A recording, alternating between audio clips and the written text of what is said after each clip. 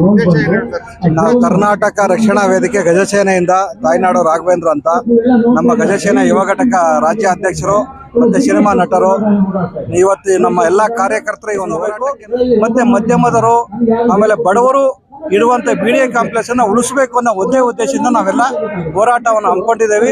ಈ ಹೋರಾಟ ನೇತೃತ್ವದ ನಾಗೇಶ್ ಅಣ್ಣ ಅವರು ವಹಿಸಿಕೊಂಡಿದ್ದಾರೆ. ಅದರಿಂದ ಸುಮಾರು 7 ಬಿಡಿಎ ಕಾಂಪ್ಲೆಕ್ಸ್ಗಳು ಇಲ್ದಂಗೆ ನೋಡಿ. ಈಗ ಯಾವುದೇ ಒಂದು ಬೆಂಗಳೂರಲ್ಲಿ ಒಂದು ಏನಾದರೂ ಜೆಡಿ ವ್ಯವಹಾರ ನಡೆಯುತ್ತೆ ಅಂದ್ರೆ ಪ್ರೈವೇಟ್ ಅಲ್ಲಾದ್ರೂ ಸಹ 50-50 ರೇಷಿಯೋ ನಡೀತಾ ಇದೆ. ಆದ್ರೆ ಇಲ್ಲಿ ನೋಡಿ, ಒಂದು ಸರ್ಕಾರಿ ಜಾಗವನ್ನ 70% ಬಿಲ್ಡರಿಗೆ 30% ಸರ್ಕಾರಕ್ಕೆ ವಹಿಸಿಕೊಂಡಿದೆ. ಇದರಲ್ಲಿ ಮೇಲಾಗಿ ಅರ್ಥ ಆಗುತ್ತೆ, ಆ 20% ಹಣವನ್ನ ಯಾರೋ ಬಲಾಢ್ಯ ರಾಜಕಾರಣಿಗಳು ಸರ್ಕಾರದ ಚೀಲಗಳಿಗೆ ತುಂಬಿಸುವಂತ ಕೆಲಸ ಸರ್ಕಾರ ಮಾಡಿದೆ. ಆದ್ರಿಂದ ಒಂದು 150 ಕೋಟಿ ಖರ್ಚು ಮಾಡಿದ್ರೆ ಬಿಡಿಎನೇ ಆರಾಮಾಗಿ ಆ ತರ ಬಿಲ್ಡಿಂಗ್ ಕಟ್ಟಬಹುದು. ಆಮೇಲೆ ವರಮಾನನೂ ಕೂಡ ಬರುತ್ತೆ. ಈ HSR ಬಿಲ್ಡಿಂಗ್ ಅಲ್ಲಿ ನೋಡಿದ್ರೆ HSR ಬಿಡಿಎ ಕಾಂಪ್ಲೆಕ್ಸ್ ಅಲ್ಲಿ ಈಗ ಒಂದು 3 ತಿಂಗಳು ಮುಂಚೆ 3 ಕೋಟಿ ಕೊಟ್ಟು ನವೀಕರಣ ಮಾಡಿದ್ದಾರೆ. ಅಂತ ಒಂದು ಬಿಲ್ಡಿಂಗ್ ಅನ್ನ ಹೊಡಿತೇವೆ ಅಂತ ಬಂದಿದ್ದಾರೆ. ಇದೆಲ್ಲ ಒಂದು ಭ್ರಷ್ಟಾಚಾರದ ಹೊನ್ನಾರ ಅಂತ ಹೇಳ್ಬಿಟ್ಟು ಖಂಡಿಸ್ತಾ ಇದೆ. ಸರ್, ಇದು ಬೆಳಗ್ಗೆಯಿಂದ ಪ್ರತಿಭಟನೆ ಮಾಡ್ತಾ ಇದ್ದಾರೆ. ಅಲ್ಲ, ಇವಾಗ ಸ್ಫೂರ್ತ ಸ್ಪಂದನೆ ಸಿಗಬಾರ್ದು, ಪ್ರತಿಭಟನಾಕಾರರಿಗೆ ಯಾವುದೇ ರೀತಿಯ ಬೆಂಬಲ ಕೊಡಬಾರ್ದು ಅಂತಲೇ ನಮಗೆ ಹಳೆ ಸೆಂಟ್ರಲ್ ಜೈಲ್ ಮುಂದೆ ಫ್ರೀಡಂ ಪಾರ್ಕ್ ಅನ್ನ ಮಾಡ್ಕೊಟ್ಟಿದ್ದಾರೆ.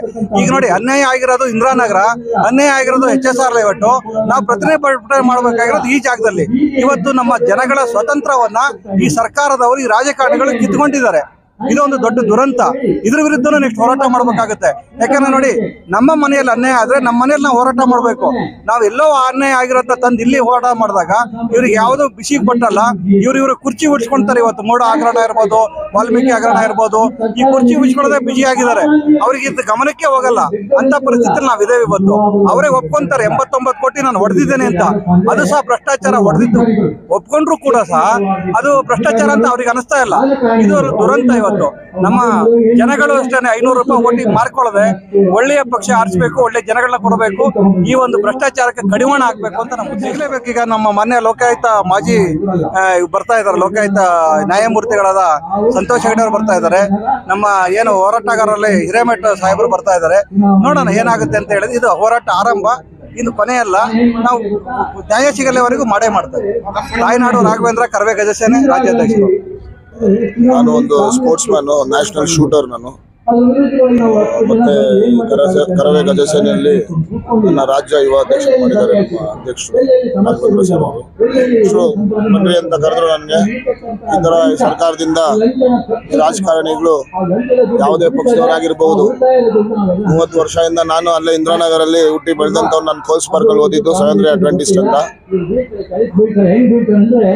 ನಾನು ಅಲ್ಲಿ ಅದು ಸರ್ಕಾರದ ಜಾಗ, RTO ಇಂದಿರಾನಗರ ಬಿಡಿಎ ಕಾಂಪ್ಲೆಕ್ಸ್ ಅಂತ ನಾನು ಚಿಕ್ಕ ಮಗುವಿಂದ ನೋಡ್ತಾ ಇದ್ದೀನಿ. ಅಲ್ಲಿ ಸುಮಾರು ಅಂಗಡಿಗಳೆಲ್ಲ ಹಾಕೊಂಡು, ಪ್ರೆಸ್ ಹಾಕೊಂಡು, ಪ್ರಿಂಟಿಂಗ್ ಪ್ರೆಸ್ ಹಾಕೊಂಡು ಸುಮಾರು ಸಂಸಾರಗಳು, ಜೀವನಗಳು ನಡೀತಾ ಇತ್ತು ಅಲ್ಲೆಲ್ಲ. ಇವತ್ತು ಆ ಜೀವನಗಳು, ಆ ಸಂಸಾರಗಳು ಎಲ್ಲೋಗಿದೆ, ಏನಾಗಿದೆ ಅಂತಾನೆ ಗೊತ್ತಿಲ್ಲ. ಇವತ್ತು ಇವ್ರಿಗೆ ಹೊಟ್ಟೆ ತುಂಬ್ತಾ ಇಲ್ಲ. 500 ಕೋಟಿ ಇದ್ರೆ 1000 ಕೋಟಿ, 1000 ಕೋಟಿ ಇದ್ರೆ 5000 ಕೋಟಿ, 10,000 ಕೋಟಿ ಅಂತ ನಮ್ಮ ಕನ್ನಡ ತಾಯಿನ ಒಂದೊಂದ್ ಸೂರೆ ಕಿತ್ಕೊಂಡು ತಿಂತಾ ಇದ್ದಾರೆ. ಇಲ್ಲಿ ಜನಗಳು ಬದುಕೋದಕ್ಕ ಬಡವರೇ ಆಗ್ತಾ ಇದ್ದಾರೆ. ಬಡತನ ಇನ್ನ ಕೆಳಗಡೆ ಮಟ್ಟಕ್ಕೆ ಬರ್ತಾ ಇದೆ ಹೊರತು ಬಡವರೇ ಆಗ್ತಾ ಇದ್ದಾರೆ. ಶ್ರೀಮಂತರು ನಮ್ಮ ಭೂಮಿ ತಾಯಿನ ಹಂಚ್ಕೊಂಡು ಅನುಭವಿಸ್ತಾ ಇದ್ದಾರೆ. ಎಷ್ಟು 1000 ಕೋಟಿ ಇದ್ರೇನು ನಾವು ಏನ್ ತಗೊಂಡ್ಬರ್ತೀರಿ, ಏನ್ ತಗೊಂಡ್ ಹೋಗ್ತೀರಿ ಅನ್ನೋ ಒಂದು ಪರಿಜ್ಞಾನನೂ ಇಲ್ಲ. ಇಷ್ಟು ನಾಲೆಜ್ ಇದ್ದಂತವ್ರೆ, ಇಷ್ಟು ಸಮಾಜ ಎಲ್ಲ, ಈ ಪ್ರಪಂಚ ಎಲ್ಲ ನೋಡಿ ನಾಲೆಜ್ ಇರೋಂಥ ವ್ಯಕ್ತಿಗಳು ಇವರೆಲ್ಲ ರಾಜಕಾರಣಿಗಳವರು. ಈ ಸಮಾಜ ಜನಗಳೆಲ್ಲ ಕಷ್ಟ ಸುಖ ದನಿ ಪ್ರತಿ ಕ್ಷಣ ನೋಡಂತ ವ್ಯಕ್ತಿಗಳು. ಇವರು ಏನ್ ತಗೊಂಡೋಗ್ತಾರೆ ಅಂತಾನೆ ಅರ್ಥ ಆಗ್ತಾ ಇಲ್ಲ. 30 ವರ್ಷದಿಂದ ಮಾಡಿದ ಸರ್ಕಾರಗಳೆಲ್ಲ ಏನಾಯ್ತು?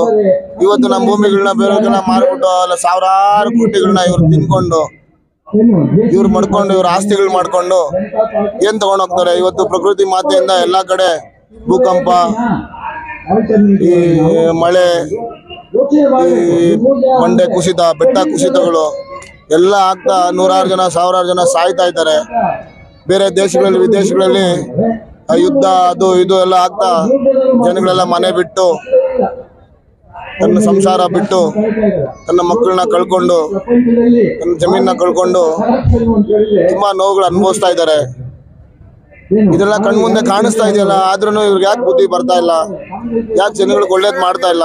ಸರ್, ಸಿನಿಮಾ ಕ್ಷೇತ್ರದಲ್ಲಿ ಈಗ ನೀವು ಒಂದು ಕರೆ ಮಾಡಿ ಇವಾಗ ಏನ್ ಹೆಸರು ಮಾಡಿರೋ ನಟ ನಟಿಯರನ್ನು ಕರೆಸ್ಬೋದಾಗಿತ್ತಲ್ಲ ಸರ್ ಪ್ರತಿಭಟನೆಗೆ ನೀವು? ಸರ್ ನೋಡಿ, ಎಲ್ಲ ಇನ್ನೊಂದು ಕೇವಲ ಒಂದು 7-8 ದಿವಸಗಳು ಇರೋದ್ರಿಂದ ಎಲ್ಲ ಕರ್ನಾಟಕದಾದ್ಯಂತ ಎಲ್ಲಾ ಕಡೆ ಹೋಗಿ ಪ್ರತಿಯೊಂದು ಜಾಗದಾಗೂ ಪ್ರಚಾರ ಮಾಡ್ತಾ ಇದ್ದಾರೆ. ಈ ಒಂದು ಕನ್ನಡ ಮೂವಿನ ಎಲ್ಲರೂ ಬೆಂಬಲಿಸಬೇಕು. It's A national award movie. ನಮ್ಮ ಕನ್ನಡ ಮೂವಿ ಇಂಟರ್ನ್ಯಾಷನಲ್ ಅವಾರ್ಡ್ ಇದು ತಗೊಳುತ್ತೆ ಅಂತ ನಾನು ಕಾನ್ಫಿಡೆಂಟ್ ಆಗಿ ಹೇಳ್ತಾ ಇದ್ದೀನಿ. ಮತ್ತೆ ಸರ್, ಈ ಪ್ರತಿಭಟನೆದು ನೋಡಿ, ಇವತ್ತು ಅಲ್ಲಿರೋಂಥ ಜಾಗ, ಅಲ್ಲಿ ಏನಿದೆಯೋ ಸರ್ಕಾರದ ಜಾಗಗಳು, ಅಲ್ಲೆಲ್ಲ 5 ಎಕರೆ 10 ಎಕರೆ ಜಾಗಗಳಿದ್ದಾವೆ. ಆ ಜಾಗಗಳಲ್ಲಿ ಒಂದೊಳ್ಳೆ ಹಾಸ್ಪಿಟಲ್, ಒಂದೊಳ್ಳೆ ಮಕ್ಕಳಿಗೆ ಸ್ಕೂಲ್ಸು, ಒಳ್ಳೆ ಪಾರ್ಕ್ಸ್, ಎಲ್ಲಾ ಫೆಸಿಲಿಟೀಸ್ ಮಾಡ್ಬೋದು. ಇಡೀ ಪ್ರಪಂಚಕ್ಕೆ ಕಾಣಂತ ಜಾಗ ಅದು. HSR ಲೇಔಟ್ ಇರ್ಬೋದು, ಇಂದಿರಾನಗರ್ ಇರ್ಬೋದು, ಎಲ್ಲ ಪ್ರಸಿದ್ಧಿ ಆದಂತ ಜಾಗ. ಆ ಜಾಗಗಳನ್ನ ಇಡೀ ದೇಶಕ್ಕೆ, ವಿದೇಶಗಳಿಗೆಲ್ಲ ಪ್ರಸಿದ್ಧಿ ಆಗಂತ ಒಂದು ಸಂಸ್ಥೆ ಮಾಡ್ಬೋದು. ಎಲ್ಲರಿಗೂ ಒಳ್ಳೇದಾಗಂತದ್ದು, ಅನುಕೂಲ ಆಗಂತದ್ದು. ಜನಗಳಿಗೆಲ್ಲ ಒಳ್ಳೇದ್ ಮಾಡ್ರಿ, ದಯವಿಟ್ಟು ಜನಗಳಿಗೆ ಒಳ್ಳೇದಾಗ್ಲಿ ಅನ್ನೋದನ್ನ ಹೇಳೋದಕ್ಕೆ ಇಷ್ಟಪಡ್ತೀನಿ ಸರ್.